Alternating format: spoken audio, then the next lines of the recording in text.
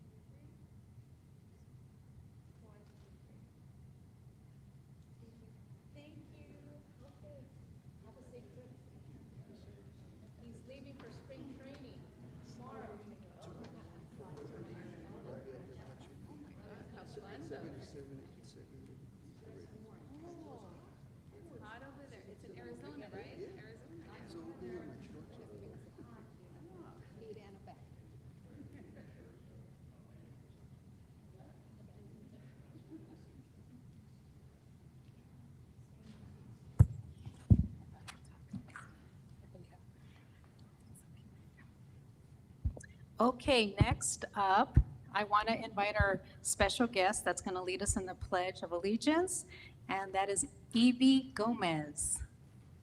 Evie, where are you? There you go. Okay, let me share a few words with our those in attendance this evening. Evie is a dedicated member of the Girl Scouts Greater Los Angeles, which showcases her unwavering dedication to community service and leadership. She has made a significant impact through her commitment to both her education and through her community involvement. The city of Norwalk has been her home for 13 years. She also attends Norwalk High School and is in the 10th grade. Evie takes immense pride in her journey with the Girl Scouts for 8 years. It is a testament to her spirit of service. In addition, her passion lies in the computer science pathway and the computer science pathway from her school. Thank you, Evie, for joining us this evening and leading us in the Pledge of Allegiance whenever you're ready to begin. I pledge allegiance to the flag of the United States of America and to the republic for which it stands, one nation, under God, indivisible, with liberty and justice for all. Let's give her a round of applause. Evie, don't leave just yet.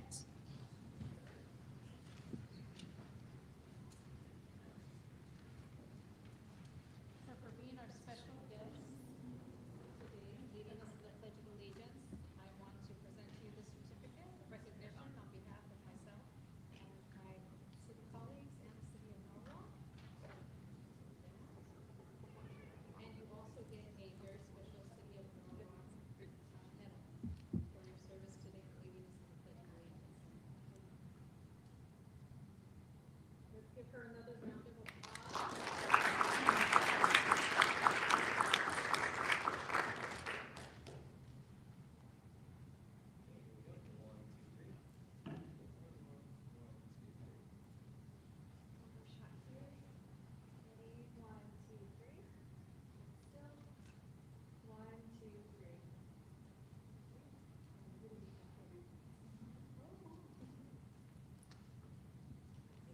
And I'll invite my colleagues to come forward. And Mom, if you'd like to join us in the photo, we'd be more than happy to have you. Right next to Evie. Okay. How's that? Thank you. What's your name?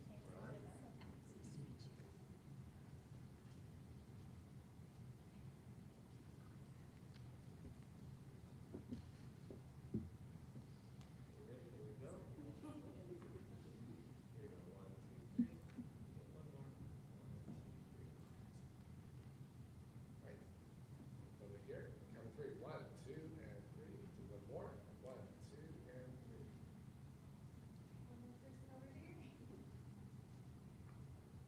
Ready? 1, 2, 3. 1, 2, 3. One more. Ready? 1, 2, 3. One more shot. 1, 2, 3. Thank you. You didn't know there's gonna be so many photos, huh? So Norwalk High School, nice to meet you. Nice meeting you. Is your Girl Scout also have affiliation in the city of Norwalk?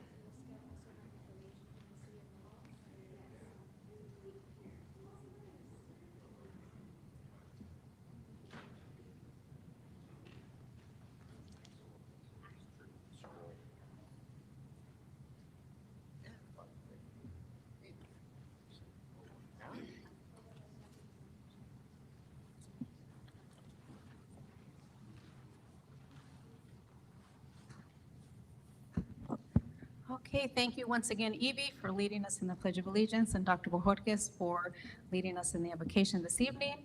And I'd like to ask that we conduct a roll call, please. Thank you, Mayor. Council members Perez. Here. Valencia. Here. Vice Mayor Ayala. Here. Mayor Rios. Here. Okay, we're going to move on now to special presentations.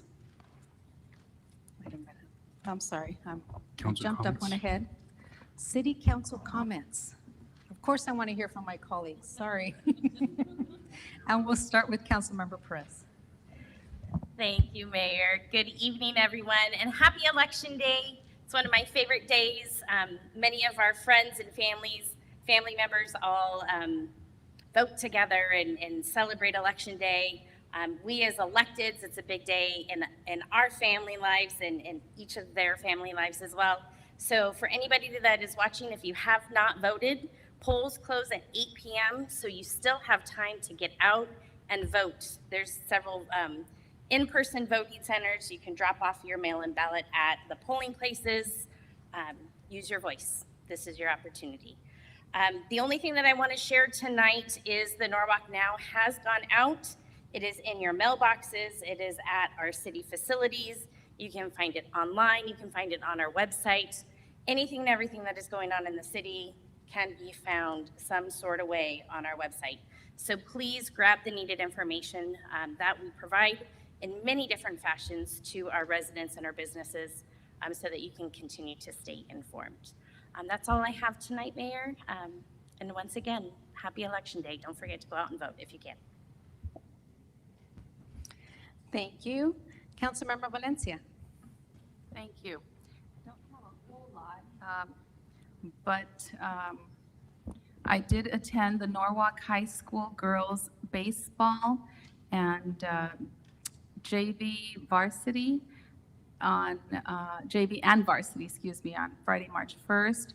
That was very exciting, and they had the food trucks over there. And I know we don't have Something Good LA, the restaurant anymore, but they definitely have a food truck. And oh my God, those loaded tater tots were amazing that Commissioner Steve Garcia and his girlfriend shared with me. So thank you for that.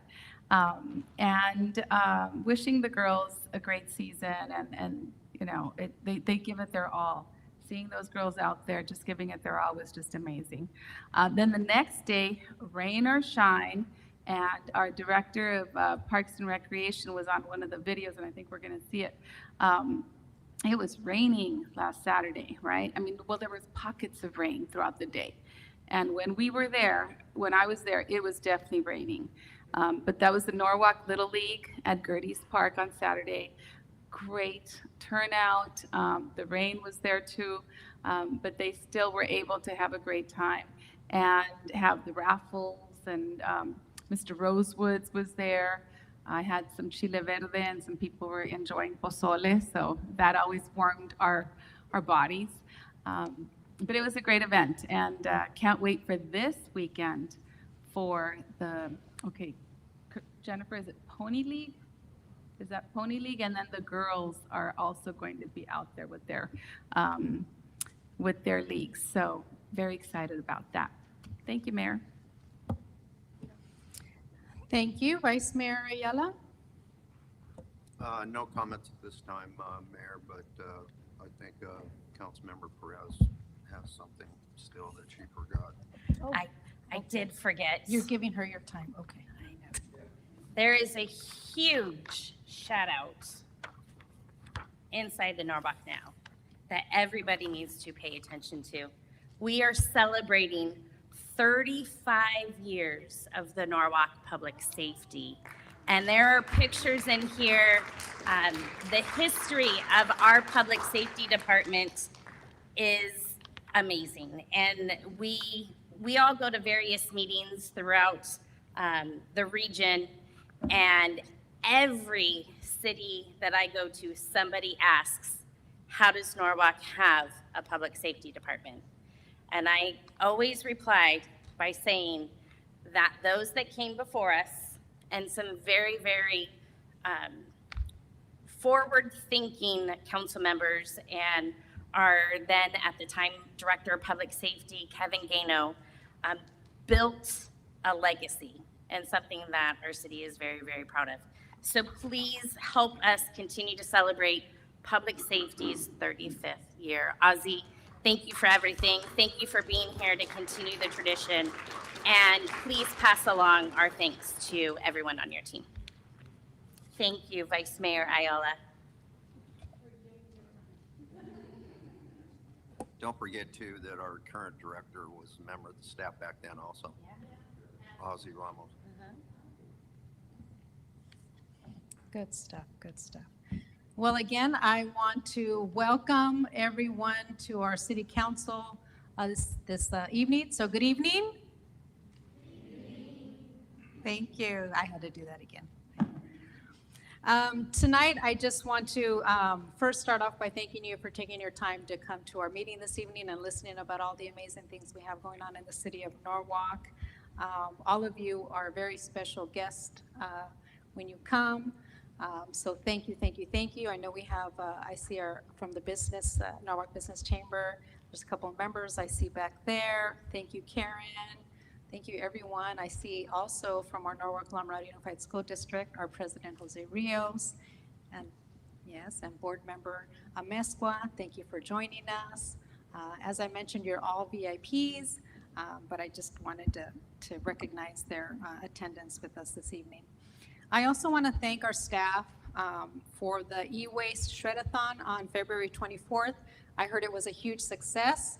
So thank you to all the residents that are helping us to be mindful of our carbon footprint here in the city of Norwalk, and all the residents who actually brought items to help divert them from our landfills. And I really appreciate those efforts as they all go towards our sustainability plan here in the city of Norwalk. Last week, I read at Lakeland Elementary, and that was a lot of fun. I always enjoy reading to the group of students. I had a class of first graders, and then I had a combo class, fourth and fifth.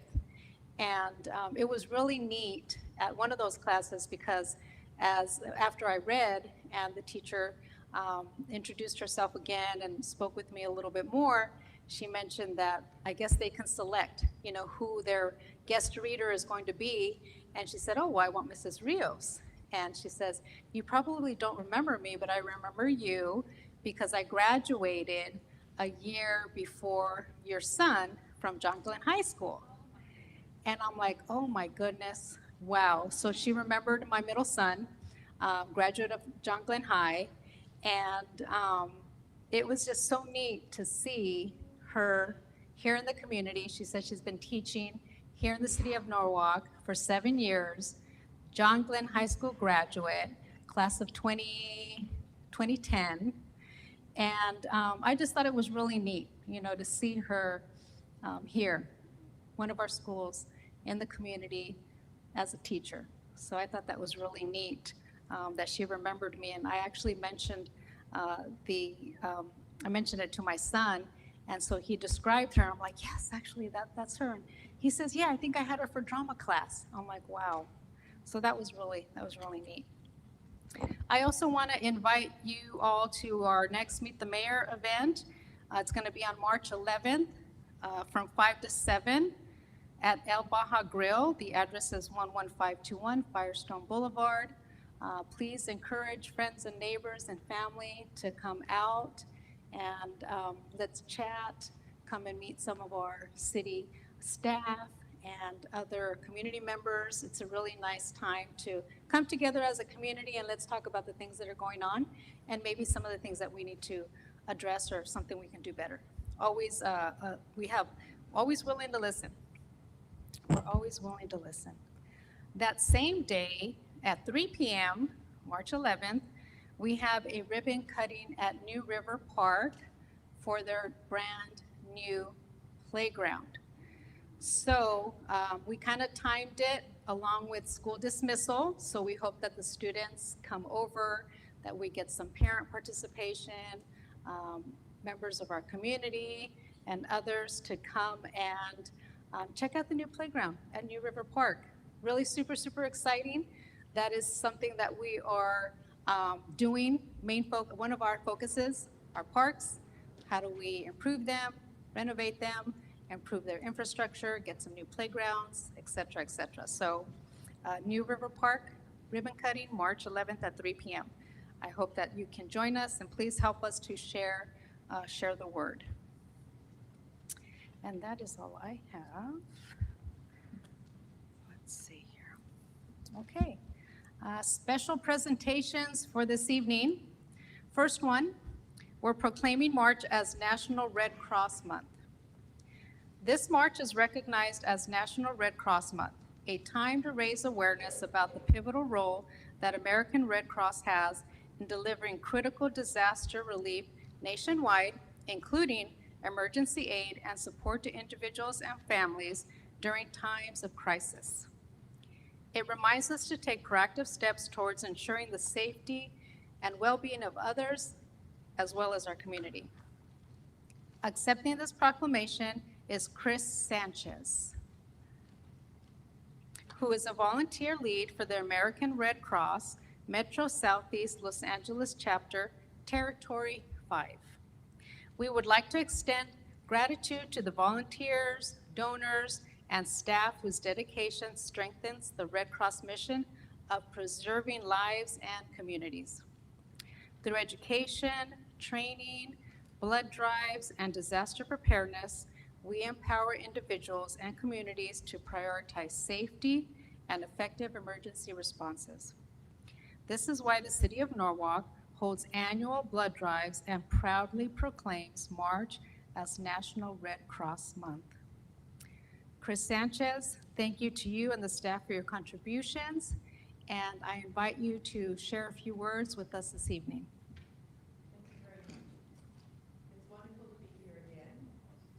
Oh, sorry. Okay. It's wonderful to be here again, to see all of you, and to tell you how wonderful it is to have Norwalk as one of our priority cities. Not only do we do blood drives, but we do smoke alarm installations, and I want to speak to you as well as your community here. We have several disaster preparedness classes that are free, presentations to your churches, your clubs, your schools. We have presentations for kindergartners up through senior high school, and then we go into the adult and senior adult, which I call seasoned adults. And we bring these to you for free. The only one that is not free is our first aid CPR classes. Those are done on a prorated basis. It depends what group is doing it and how we can help best serve them. What I brought today for the council are special little goodie bags.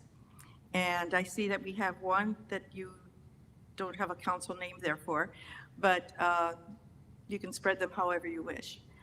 What I would like to mention is that we will be in Norwalk with a blood drive very soon. In fact, I'm working on it at this time to pin it down.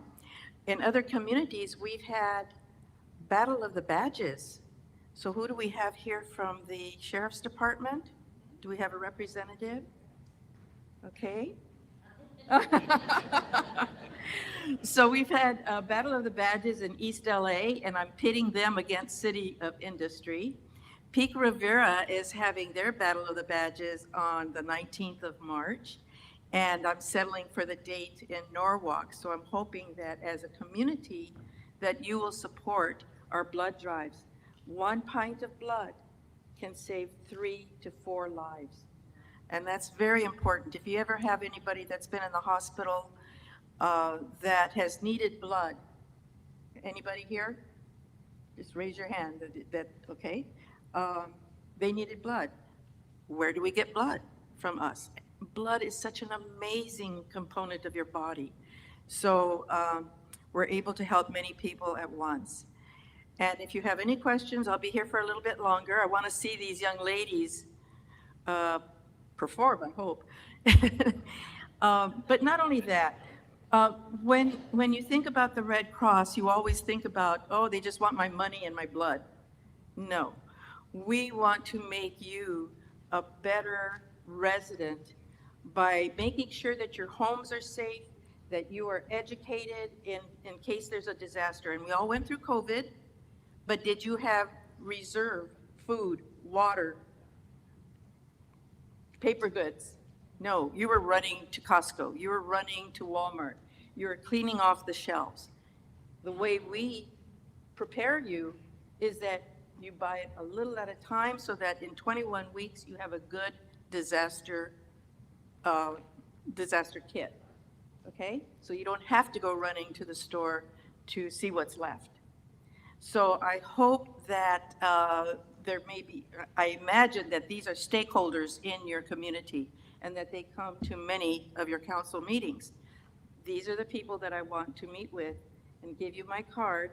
And if you decide that you want to have us come out and present to your senior clubs, to your guys club, to your Rotary, to any of your philanthropic groups, here we are. We're just right here for you, okay? So may I present these little gifts to you? Yes, first though, if we would like to present to you the proclamation, Oh, okay. and then we will gladly receive your gifts. But I did want to share just a personal story, but I think it's appropriate based on, us proclaiming American Red Cross Month. So my son, who was 21 at the time, became very ill, and he was in the hospital for 2 weeks, and they were having a difficult time in figuring out exactly what was the issue. And we almost lost him. We did. And what saved him was the blood transfusions and plasma, because he was losing so much blood that he had a transfusion in each arm and his carotid vein. And so what was interesting though to me, finally, thank God, after everything was, we were able to take him home, the doctor shared that when he left the hospital, every ounce of blood in his body was foreign. So he had a complete transfusion. Yes, and I found that very interesting. I guess the doctor shared that it takes at least 6 months for you to start regenerating your own blood, but he pretty much had lost all of his blood, that every ounce was foreign blood or donated blood. Yeah, and so I can, a testament to Yeah, why I know that that saves lives. Exactly. Because it saved my son's life. yeah. Yeah. When you talk about a story like that, just to give you an idea of what your blood does, there's so many components to it. You have the plasma, you have the whole blood, and then in our Pomona plant, our blood plant, we can separate other components so that if you have cancer, you get a certain blood just for cancer. If you have sickle cell, there's another component that does that, and then the whole plasma is just amazing. So when you think about blood, that's why you want to keep your body as healthy as you can, so that when you donate, you're giving the best of you. You're giving the best gift to someone else. Okay, so that's, Yeah. Thank you. you're welcome. So colleagues, would you join me to give Alex the proclamation?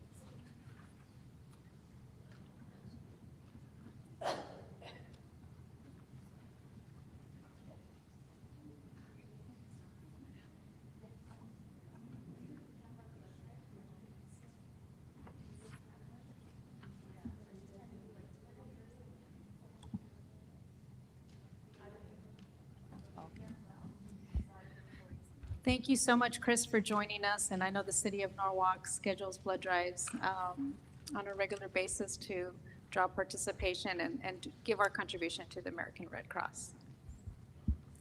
Okay, our next presentation this evening is recognizing Norwalk Lady Vikings winning national title. Woo!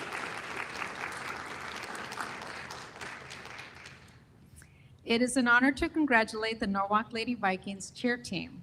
They are dedicated athletes that have competed recently at the JAMS National Cheer and Dance Championship in Las Vegas.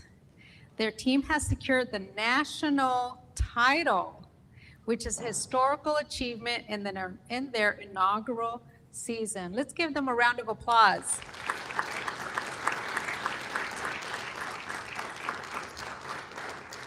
As it aligns with their mission statement, their journey extends beyond cheerleading as it shapes these young women into well-rounded individuals posed for success in academics and life. Receiving the certificates are the cheer coordinator, Patricia Torres, along with the Norwalk Lady Vikings. Thank you for providing a safe and supportive environment for young women to develop their skills, build lasting relationships, and achieve their full potential both on and off the mat. Norwalk Lady Vikings, why don't you come up here to the podium so we can all see you?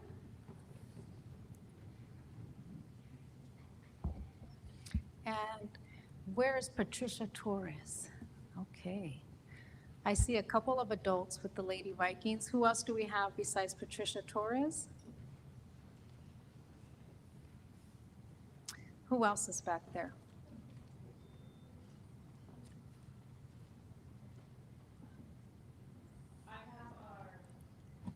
Hi.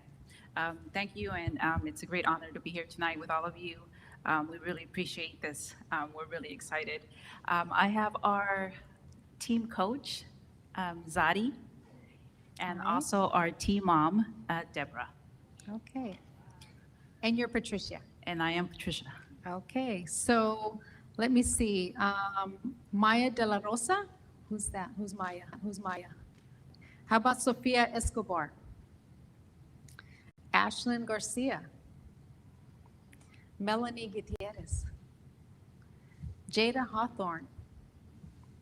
Alaya Lares?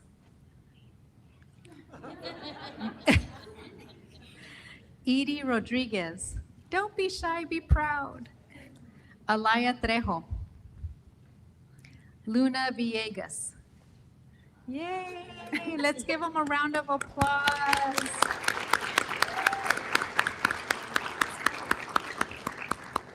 Before we present the certificates, we would be honored if you did a quick cheer for us. How's that? Can you pull it off, ladies? Yes.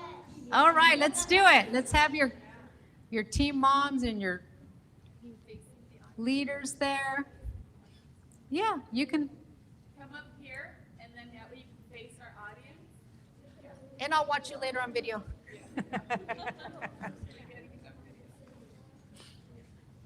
Jams National Champions. Woohoo! Wearing my favorite color, purple. Love it. We can't have you here without doing a cheer, so I had to ask, ladies. I had to ask.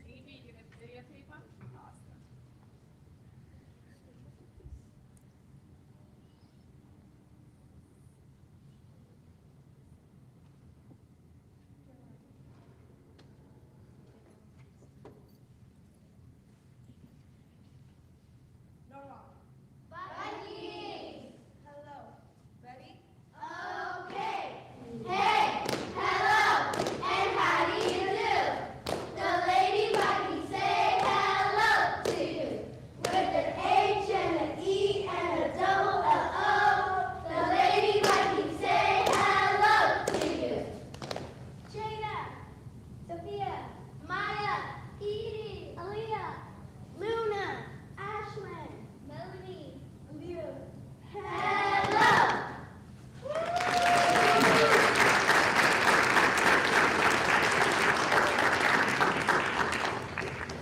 colleagues if you join me over here to give them some well-deserved certificates.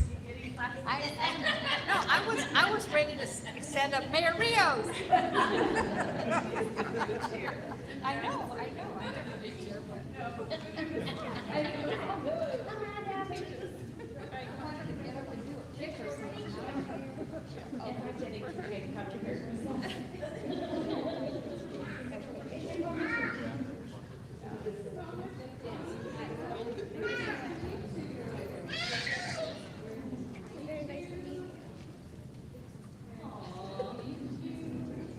Okay, how about let's see. Lisa Flores, okay. Maya de la Rosa. Thank you. Sofia Escobar. Thank you. Ashlyn Garcia. Melanie Gutierrez. Jada Hawthorne. Alaya Lares.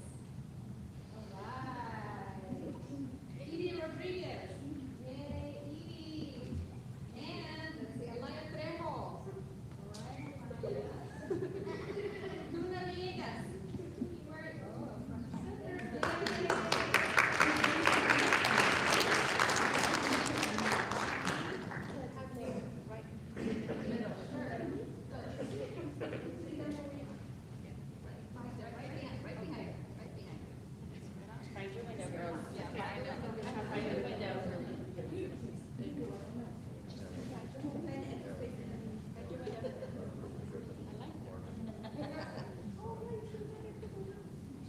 Okay, everybody, ready? Here we go. 1, 2, 3. One more. 1, 2, 3. Hold still, everyone. Ready? 1, 2, 3. 1, 2, 3. Grab one more from hold still. Ready? 1, 2, 3. And last shot. 1, 2, 3. Thank you. Say one more. Congratulations. 1, 2, 3.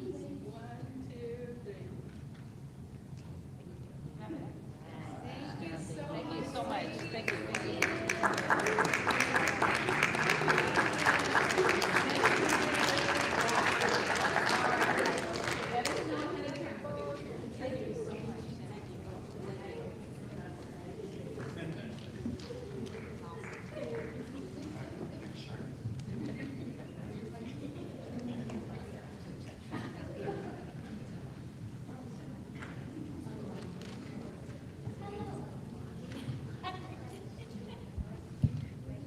Thank you once again, Lady Vikings, for bringing some positive energy into our council meeting this evening.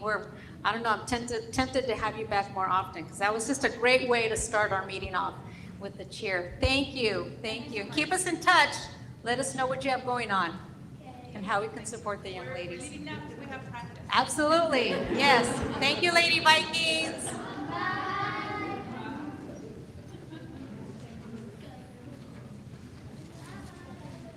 Okay, city manager comments, Mr. Gomez.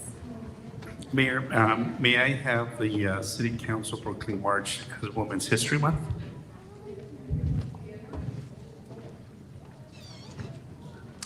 Before my comments, thank you.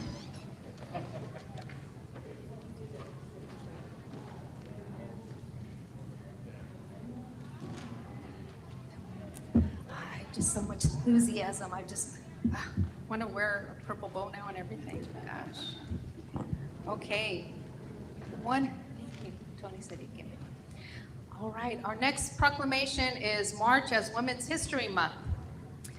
Every March, the city of Norwalk acknowledges Women's History Month, honoring the significant contributions of women to our nation. Women have played key roles in our economy, culture, and society, both at work and in volunteering. Women have led movements of suffrage, equality, workplace safety, and adding to social change positively. This includes ending slavery and advancing civil rights. Over time, women have founded charitable and cultural institutions, shaping society for generations. That is why the city of Norwalk is proud to proclaim March as Women's History Month. Accepting this proclamation are representatives from the Norwalk Lamarada Unified School District, and in honor of the countless contributions of women, may I please have all women in attendance join us for our group photo. Come on, ladies. We earned it. Come on up. Come on. Join us.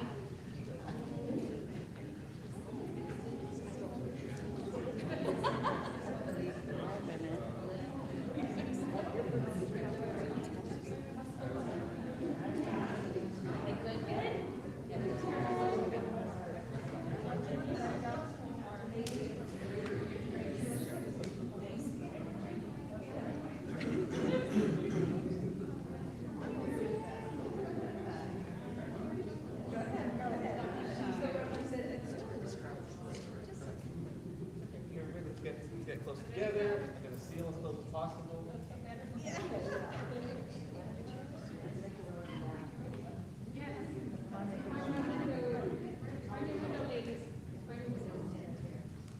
Go ahead and get closer on the side, please.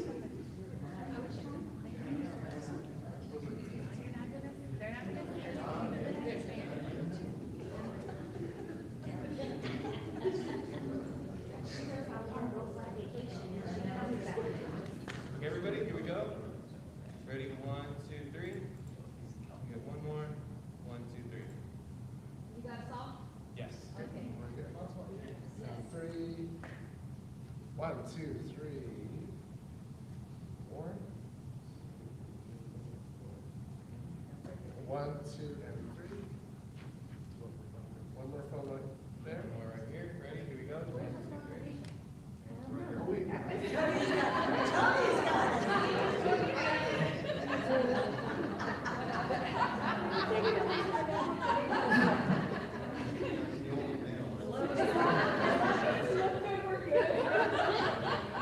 All right, back to the big camera.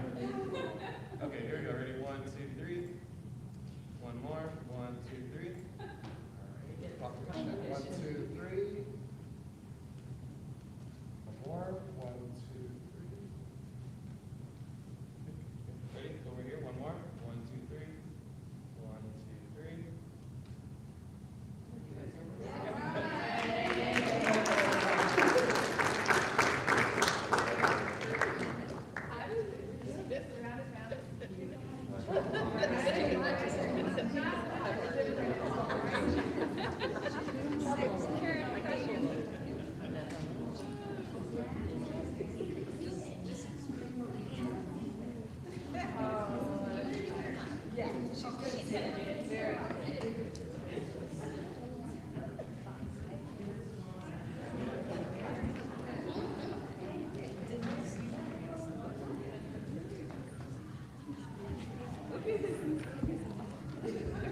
Hi, good evening. Thank you for having us tonight and for celebrating March as Women's History Month. I proudly am part of the Lady Program, which is a mentoring program for young women ages 15 to 25 years old, who we are able to connect with women who are in careers or who have gone in higher education. We partner them up with our youth in hopes of providing that element in their life and that connection for their futures. Thank you.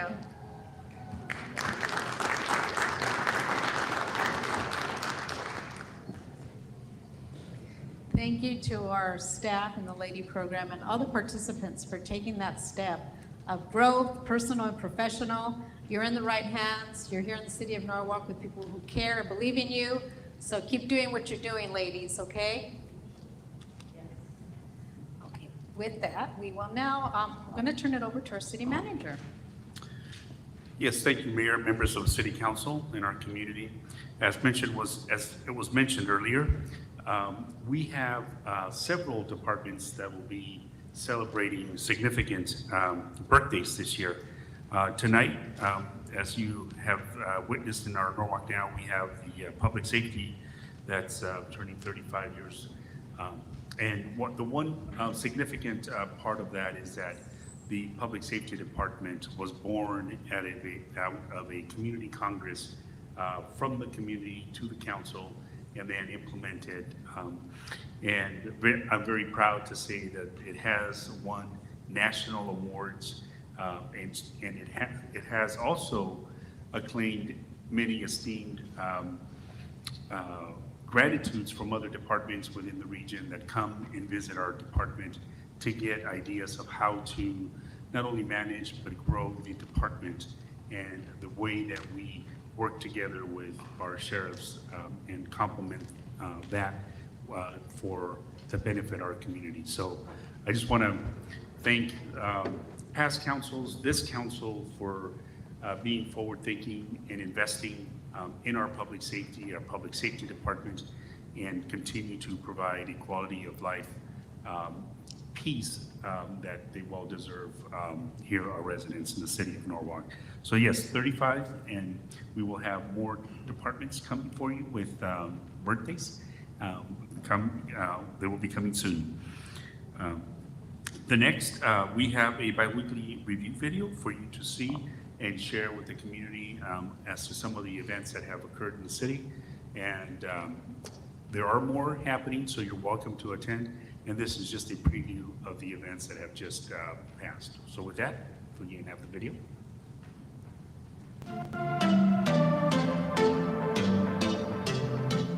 Norwalk residents gathered for karaoke at the Social Services and Senior Center.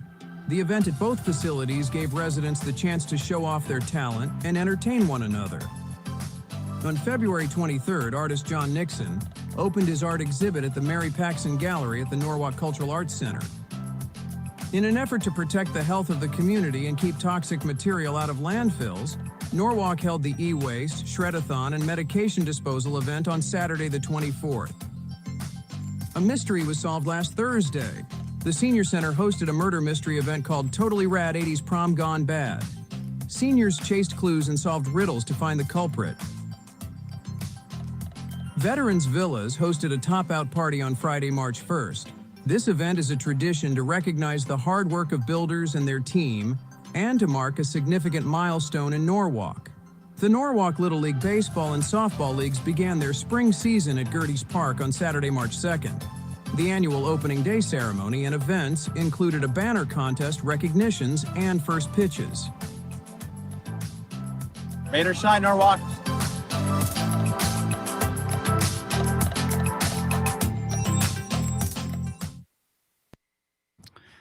Mayor, that concludes my comments. Thank you.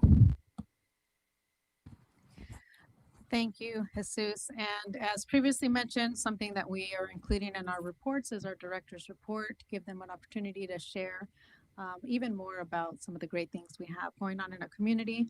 And once again, Mr. Gomez will lead us with our director's report. Yes, Mayor, members of the City Council, we will have various directors report from council meeting to council meeting. Tonight, we are going to focus on specific projects at the parks, and I will let our Director of Public Services, City Engineer Glenn Cow, introduce Christine to be able to do the presentation. Thank you. Thank you, Jesus. As Jesus just said, Christine Roberto will present the report for you. Thank you.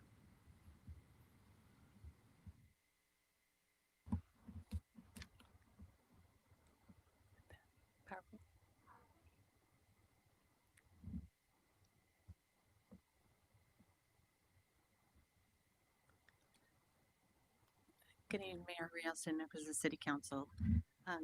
Tonight, we are going to talk about the park projects. I've come before you and given you some updates, and we continue to do quite a bit of work out in the parks. So I'll go park by park, try to get through this quickly for you, and then we have a short video to show. Parks have been in a a priority for council, and we have 12 city parks and 2 green belts. We have over 60 projects on my list today. I checked. We have 68 individual projects. Some are complete, some are in process, or some are still going to be starting. We're working with all types of vendors, different things going on, lots out there. In addition, we're also doing the camera and the Wi-Fi projects at the parks. Oh, sorry. So Bob White Park has some major changes. As you know, we had the Prop 68 grant for the restroom and the dog park. Restroom has gone in. It has some additional work to be done with electrical, and then it will be fully operational. We have been trying. We've been trying for quite a few weeks to start the dog park fencing, but due to the rain, the grass and the soil is too wet. So we're hoping we can be out there. We're due to have rain again Wednesday, but the contractor is ready to go.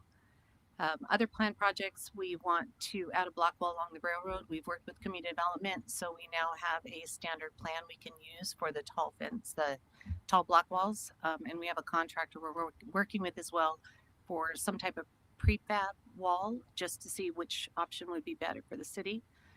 We will be adding ADA walkways throughout that park, which will connect from the dog park, the restroom, the parking lot, as well as the playground. And we're looking at expanding the parking lot into the campsite with lighting in the parking lot as well as additional walkway lighting. And there's our new restroom when it was installed, and the new playground that was recently installed. At Gertie's Park, we have done a complete remodel of the restroom, or sorry, the snack bar, and replacement of the scoreboard. We've also done the new pour and play surface for the playground. That playground had been installed more recently, so we redid the surface of it. So now there is no more wood chip, it's all pour and play surfacing, which is much safer. We have ball field lighting coming in, block wall along the parking lot, rebuilding of the pergola attached to the main recreation building.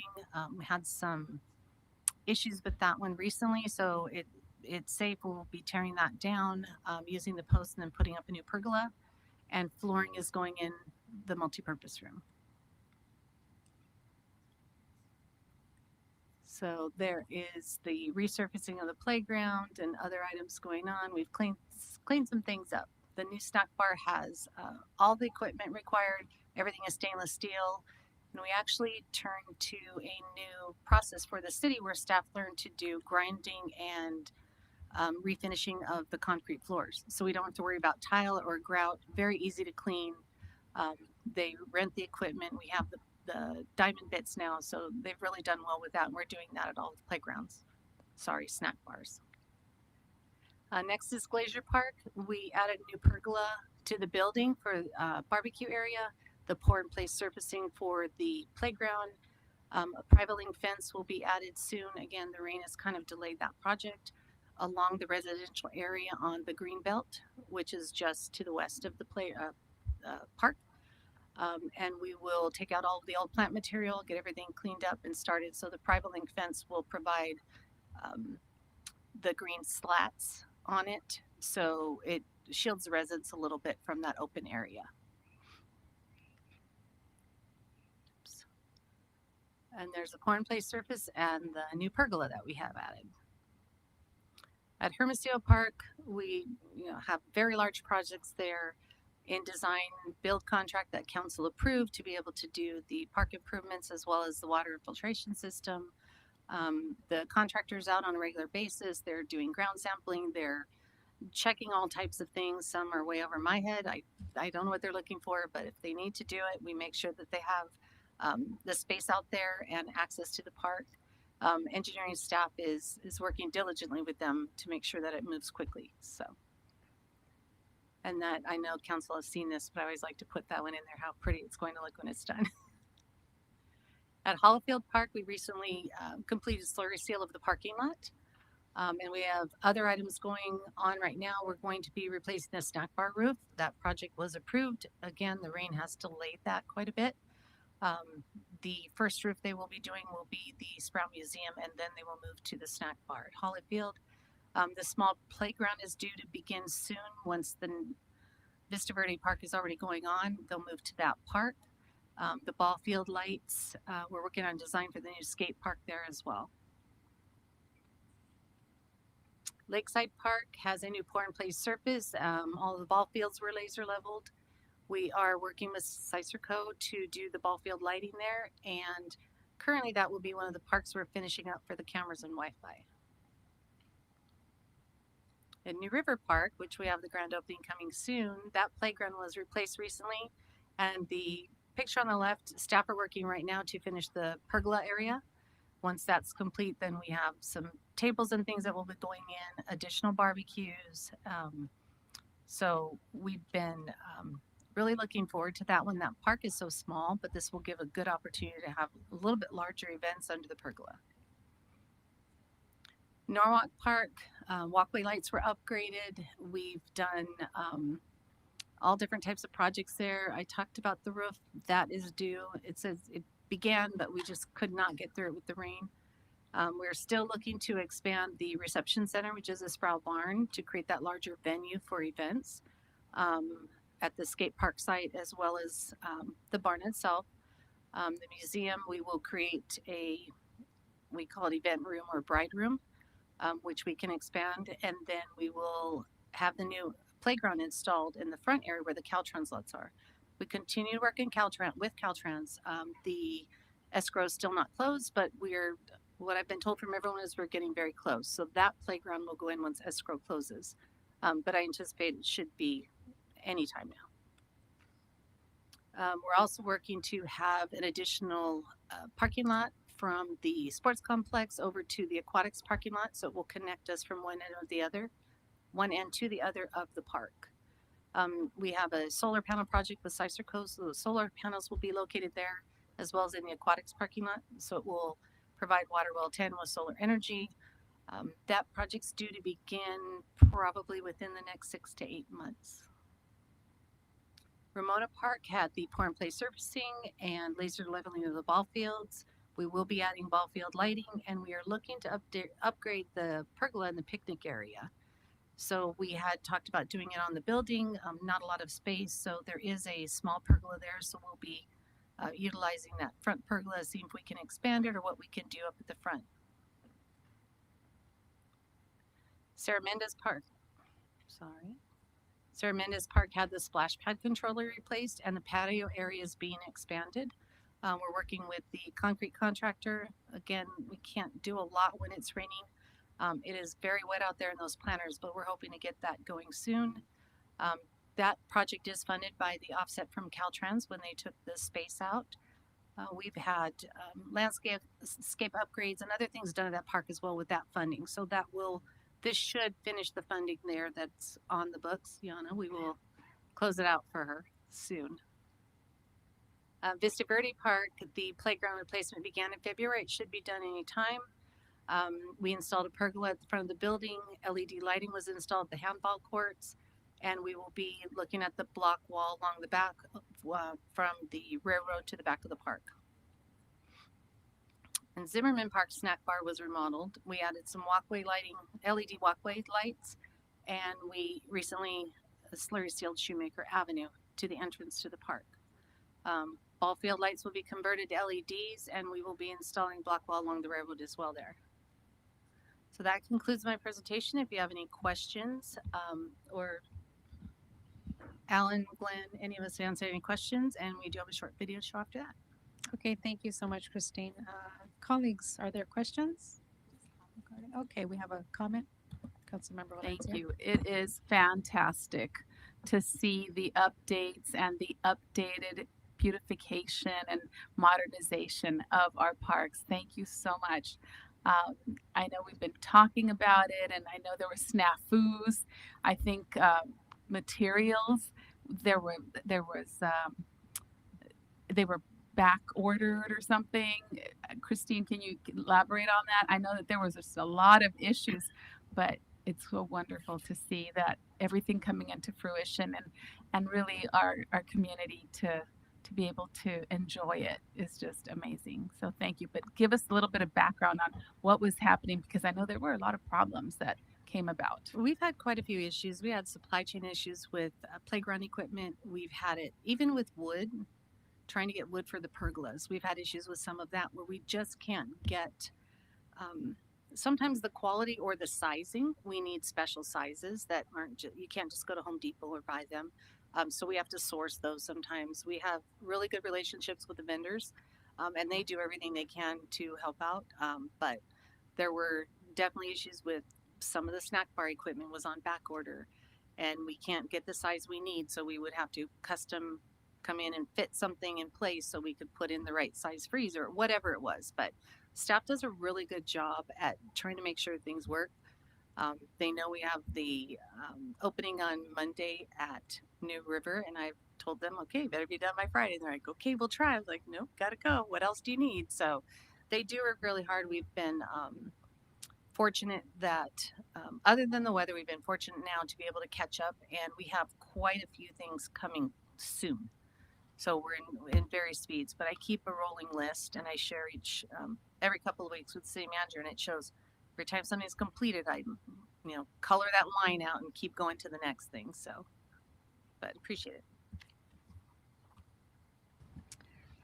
Thank you for the presentation. I really appreciate that information, and I'm glad that we were able to actually create a parks master plan that has got us to this point and then beyond where we're going. I know I ask Jesus for a park update every week. We talk about it. So I know there is, a little bit of that pressure to, hey, let's move. What do we got working on? So please thank your staff and your team for everything that they're doing, behind the scenes, and let them know that it is recognized and appreciated, not just by the city council, but by our community when they see these upgrades and these changes. Trust me when I say that they welcome the change for sure. Thank So you. please thank them for all of their hard work. I really appreciate you and the team. Thank you. And the lights at Norwalk Park look great, by the way. I saw them on Monday. I'm like, wow, these are nice, very, very nice. And I look forward to us moving forward on that playground. It's been a long time coming, and so I know we're looking at that property to close escrow as soon as we can. And again, another piece at one of our parks that's going to be very welcomed by our community. Thank you, Christine. Thank you.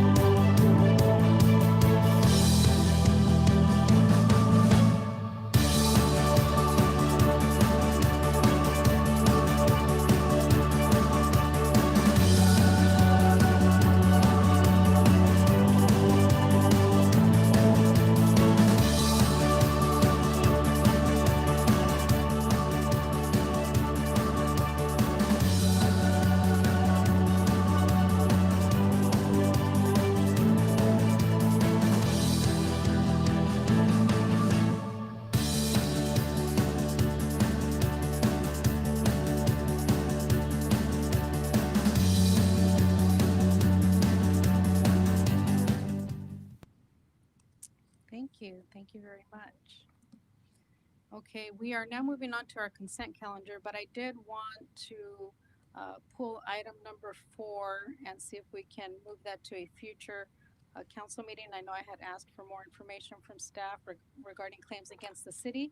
I don't know, Jesus, if you have any additional information that would provide some insight into the specific claims or even how much we can actually discuss in public, but I know I had a specific question about wanting more information on the process for residents when they issue a claim against the city, and then the process or authority that we have once we have to review and make a decision. And only because this is kind of timely and that we are seeing a lot of claims from residents because of the different situations we've had specific to potholes. So I'll just use that as an example. Mm-hmm. So I know that we had talked about it, and I wanted to get your thoughts on that, on as to if that was going to come to the council on, kind of educating us on the process. We could pull that item, or if you're ready to discuss today. Yeah, we can go ahead and pull the item. I don't know about the timing. I know there's there's a time sensitive that we have to communicate with those that file the claims. But we are preparing some information for the council. Madam Mayor, good evening. There is a 45-day response period that the city does have to make a decision. If after 45 days the city does not make a formal decision, it extends the statute of limitations in which a party can bring a claim against the city. So that's the only thing that I want to make sure that everybody is aware of. The clock is ticking. I'm not quite sure where we are with the current claims and where we are on the 45 days. And we did change the wording. The city's claim administrator is recommending the denial. So one option is to go ahead and approve these, and then we can come back with information. I'm just concerned about the timing of the 45 days. Yeah, well, I definitely want to make sure we're within that 45 day period because I don't want to mess anything up on that end. But I know that we had discussed this during the agenda review, and so I wanted to just follow up to make sure that we took appropriate action. Right. So we have two options. Vote on it. We'll come back with information, or continue it to the next meeting. Okay. Well, since I made the motion to table it to a future one, and for my colleagues' sake, before they decide to second my motion, I just kind of maybe wanted to provide a little bit more information on it. I know that we have had, as I mentioned, several claims against the city from residents, particularly potholes that are alleged to have, created some type of issue or caused some type of vehicle repair to them. And I know that we typically see these come before the city council. We make a decision based on the staff's recommendation to deny. But as a council, we're not necessarily privy to any of the information about the specific claim, which I don't necessarily think that we may need. However, my question was more about the authority of the council to make that decision, or if the city manager can, knowing more about the specific claim and the background of it, can make that decision on the council's behalf. That's kind of what we were. So we're having conversations with our city attorney to how to provide the information about the process. Okay. So I'll make a motion. If I get a second, then we can table this. I'll second. Okay, thank you so much. Mayor, before we do that, are we 100% sure that all of the claims that are in item number 4 are not going to pass that 45 day mark before our next council meeting? I don't have the timing. I'm not comfortable with that. I understand that, but I'm not comfortable postponing it or tabling it to the next meeting if we're not confident with it that we're within that 45 days. Yeah. That's my only concern. Yeah, no, I agree. But as I mentioned during the agenda review, I did bring it up to the city manager, so I would have expected a little bit more information to prepare us.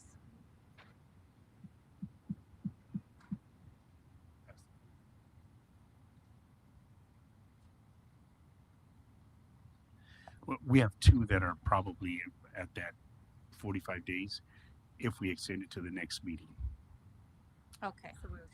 So I'm gonna go ahead and withdraw my motion because of the information I just learned. But I'll withdraw my second. In the future, I would like to ensure that we have appropriate follow-up upon my request so that we can actually deliberate with as much information as possible.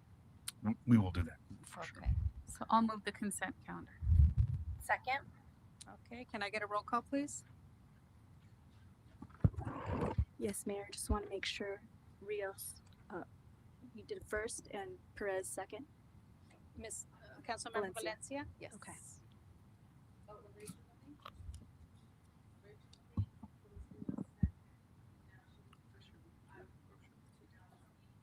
Yeah, we're moving forward with the consent calendar items 1 through 5. Yeah. So motion's Valencia, I just second is Perez. Want to make a Thank quick you. comment that I'm sorry, Councilmember. You know, on a lot of these, we don't see much on them. What I would appreciate is in closed session, because I know it's a legal matter, to get kind of a quick rundown on this, because as Margarita brought up, I would like an explanation as to why we do an automatic denial and what the logic is behind that. And like she said, like, you know, perhaps we need to have more input in that because some of these claims that I know of personally that happen to people that, you know, are in the community that I know of and whatnot, you know, they really get like hurt feelings that there's an automatic denial because, you know, they wouldn't be filing the thing in the first place unless it was legit. So anyway, I'm just hoping that maybe in closed session we get an explanation from the staff or JPI or whoever to explain how this whole remind us how this whole thing works. That's the only thing I would add. Yeah. No, thank you so much for sharing that because that was exactly my point. As you know, what we do is basically we deny the claim, and so it city council denies, and that's the impression, or that's actually the community will ask, well, the city council denied my claim. Why? Well, there was a recommendation, but we don't really know more other than that. So that's why I mentioned, being able to fairly deliberate on our actions up here would require us to have a little bit more information. So my understanding is Mr. Gomez will be able to provide that for us. Correct. Okay, great. Thank you, Tony. Okay, our appointments. Do we have any advisory appointments this evening? Mayor, sorry. I'm going to go ahead What and did do roll call. Oh, we didn't even get to the roll call. Sorry. Oh my goodness. Okay. Thank you, Mayor. Thank you. Council members Perez, Aye. Valencia, Aye. Vice Mayor Ayala, Aye.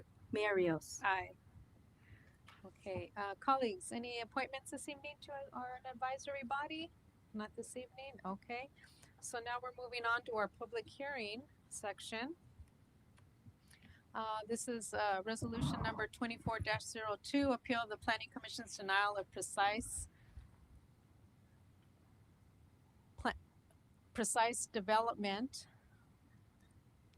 number 2023-02, and conditional use permit for the property located at 11642 Firestone Boulevard. And who do we have with us today? You're providing our report? Yeah, Mayor Rios Great. and members of the City Council, Ms. Jill Arabi will do the presentation Awesome. and will provide Mayor, us if you with don't mind, guidance. I'm going to go ahead and give the noticing report. Yes, thank you. Okay. Yes. Mayor and members of the City Council, notice of this public hearing was mailed to 253 property owners within a 1,000-foot radius of the subject site on January 4th, 2024. It was published in the Norwalk Patriot on January 5th, 2024. It was also posted at the city's 3 designated posting sites and the city website on the same date. 2 communications were received. The first is an appeal letter from the applicant, and the second is a letter from Ariano in opposition of the project, both of which were forwarded to City Council. That concludes my report. Thank you so much, Ms. Morano. Okay, now our staff report, please. Good evening, Mayor and members of City Council. Thank you very much. The item before you is the appeal of the Planning Commission's denial of precise development Can you plan. adjust just sure. so there we go. Of precise development plan number 2023-02 and conditional use permit number 2023-05 located at 11642 Firestone Boulevard. Here's a vicinity map of the location of the site, which is at the terminus of Woods Avenue on the south or west side of Firestone Boulevard. The property has a general plan designation of general commercial with a zoning of C3 general commercial. It's located to the rear of Northgate Market. Surrounding the site are a parking lot, other commercial uses, and across the street, across Firestone Boulevard, are apartment complex. Is an apartment complex. Here are a few site photos of the existing building on the site, which I believe is occupied by American Family Housing. For background with regards to this project, it had a community meeting on August 29 of last year. Several community members spoke in opposition of the proposed car wash use, expressing concerns related to the numerous number of car washes in the city, concerns or identifying desires for more commercial activated uses such as restaurants and retail uses. The project was scheduled before Planning Commission on November 8th, 2023.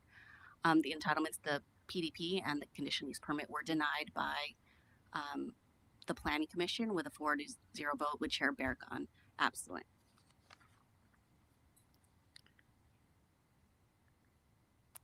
So the request is a precise development plan to permit a new one-story, 3,500 square foot commercial building and associated site improvements. And the conditional use permit is to permit the car wash use within that building. Here is a site plan of the proposed project. It has 2 site entrances off of Firestone along the north end and at the intersection of Firestone and Woods. Adjacent to Firestone Boulevard are landscaping and parking spaces, and then at the center of the site is the queuing lane and the car wash building, which is an express car wash. And then at the back of the building would be additional parking spaces that include vacuum stalls.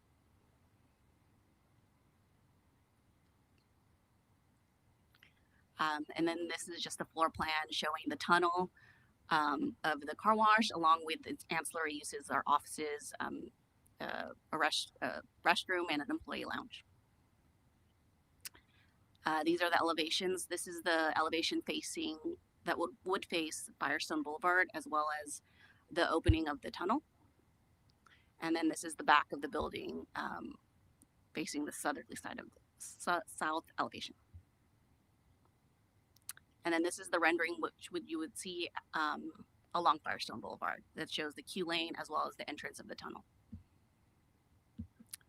In terms of staff's analysis, we considered, as well as the Planning Commission, feedback in opposition of the proposed use from the community meeting, as well as feedback received at the Planning Commission meeting. Staff believes that the use in the project is not consistent with the general plan, nor serves the public convenience and welfare, primarily from a housing element perspective, which was certified by HCD in November of last year. We do not believe that it aligns with the positive image of Norwalk, again, based on feedback received at the meetings. Some of the commentary were, again, related to multiple car washes within the close proximity of the subject site, and efforts to encourage a wide array of local amenities and other commercial uses that are more active for Firestone Boulevard. In terms of the housing element, the site is identified as a housing opportunity site, which is why we are also identifying it as being contrary to the general plan. And we do not believe that it will be compatible with future uses of the Heart of Norwalk Vision Plan, which was adopted or approved by City Council in 2021. Staff recommends City Council adopt resolution number 2024-02 to uphold the Planning Commission's decision to deny PDP 2023-3 and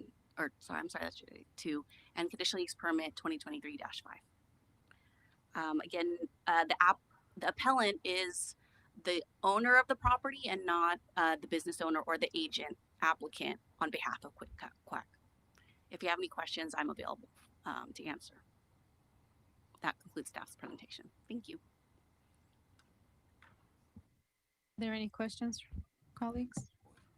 Okay. Now, I know you mentioned something about the applicant and the owner, but we do have a card here for an individual identified as the applicant, Andrew Miliotis. I don't know if I pronounced that correctly. Yes, is actually the appellant who appealed the Planning Commission denial. The applicant was David Storr on behalf of Quick Quack. So essentially, this is a representative of the property owner. Madam Mayor, if I may, over here, City Attorney. Hi, before we launch on the public hearing, I just wanted to go over the procedure. Yes. How it's going to go tonight. Yes. So this is pursuant to the Norwalk Municipal Code, Section 208 or .20, and it's going to be heard as follows. So first, we'll allow the applicant to speak for 10 minutes, and those who are in favor of this project, followed by those who are opposed to the matter, and those people can get 3 minutes, and then other interested parties would also receive 3 minutes. The applicant or the representative then will be allowed to provide a rebuttal or answer any questions that were raised during the public comment period. So just to make clear, we are opening the public hearing. Thank you so much. And then after that process, then we close the public hearing, right? Correct. You'll close the public hearing and then it'll come back to council for deliberation and entertain any motion thereafter. Okay. Thank you. Okay, so Andrew?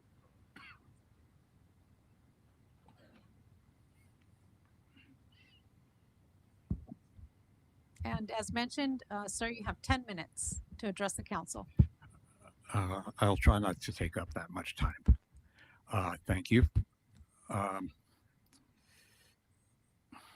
It's hard to know where to begin with this issue, other than understanding why we are even here at all is important. Words matter, whether we're talking about verbal communication, written communication, or in this case, the general plan and the zoning code. If the zoning code had said car washes were not allowed in the C3 zone, which apparently is really what the city is saying, or the city staff is saying, this would never have occurred. There would have been no application for a conditional use permit or an application for a precise development plan. There would have been no $150,000 spent by the applicant and the property owner to get to this point.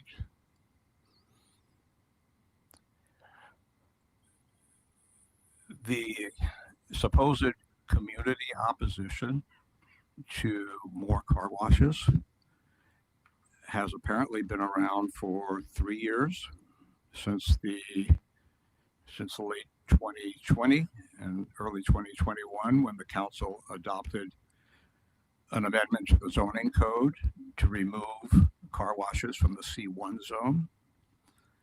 You would think at that point, staff might have made a recommendation that car washes should have been removed from the C3 zone, but apparently that was not done, so here we are.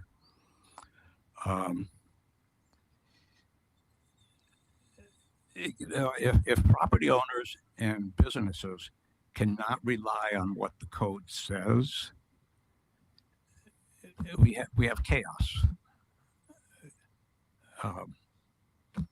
We're not. The city is not communicating its wishes properly. So what's to stop this from happening again?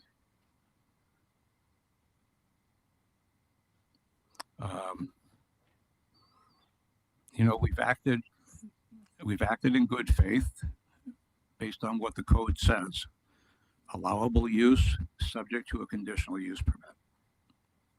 I think we've met all the objective criteria, contrary to what the staff portrays. There's certainly nothing wrong with a car wash. This is not an adult bookstore. This is not a marijuana dispensary. It's a car wash. I hope you choose to do the right thing tonight. If you have any questions on my letter, I'm happy to answer them. Colleagues, do we have any questions for Mr. Andrew? Thank you. No questions at this time. Thank you. Okay, is there anyone present wishing to speak on behalf of the applicant?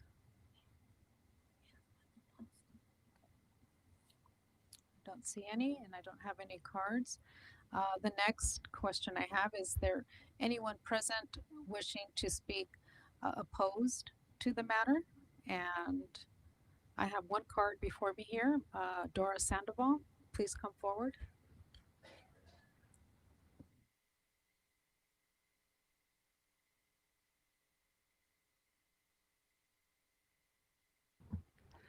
Hello, City Council, Mayor. As you know, my name is Dora Sandoval, and I'm opposed to this project. I attended the meeting last year in August, and regarding those letters that they stated that went out to everybody in the area, I never got one, and I live fairly close to this this property. And then one of the one of the things that was mentioned at that meeting last year was that there's so many car washes for so many mile radius around, and this car wash would be like the seventh one within the 2 mile radius that they talked about. You have one directly across the street from this property.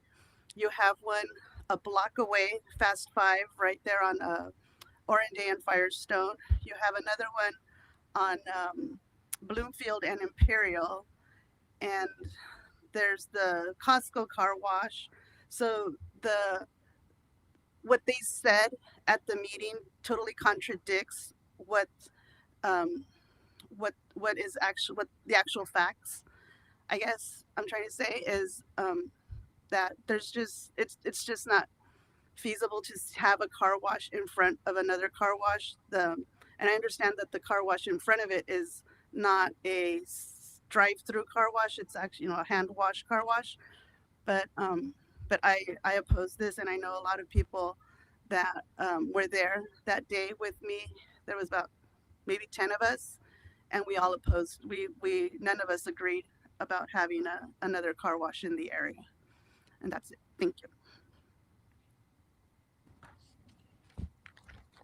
Thank you. And with that, the applicant does have an opportunity with another available 10 minutes for rebuttal if he chooses.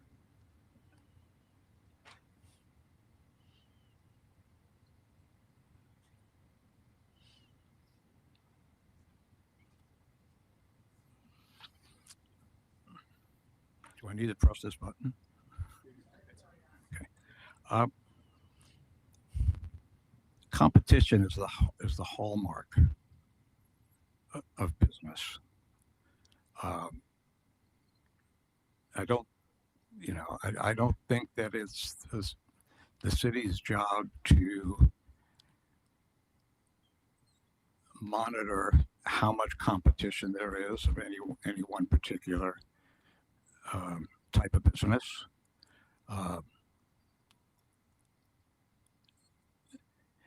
We've submitted signatures from 50 people along Firestone Boulevard in support of the car wash. What does that mean? I mean, either this is good zoning or it's not good zoning.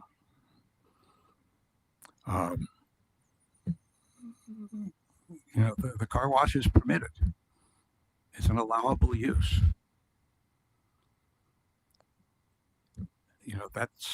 That's the issue. It's an allowable use. Tell us what the conditions are.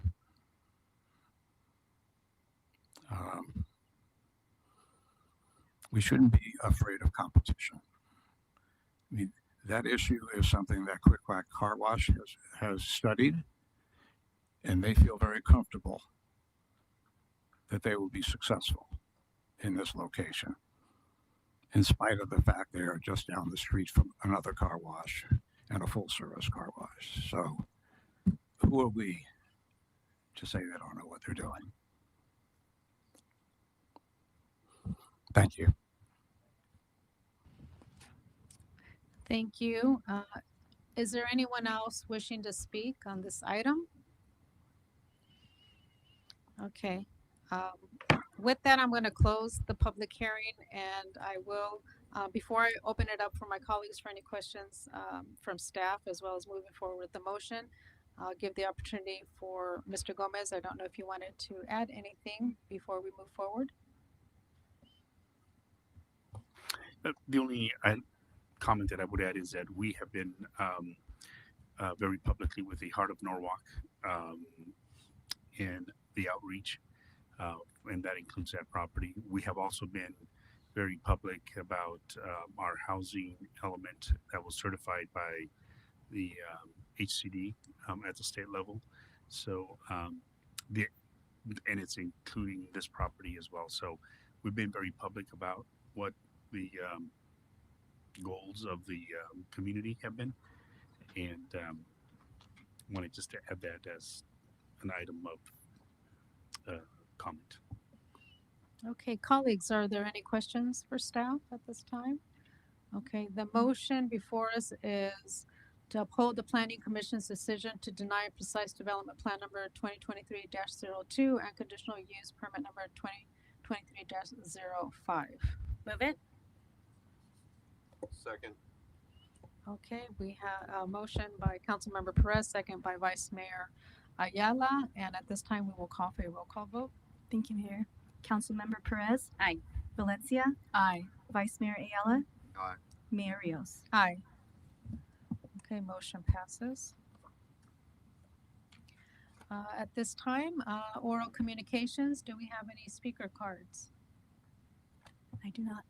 Is there anyone in the audience wishing to speak during our oral communications? Okay, seeing none. At this time, then we are adjourned. Have a safe and wonderful rest of your evening. Good night.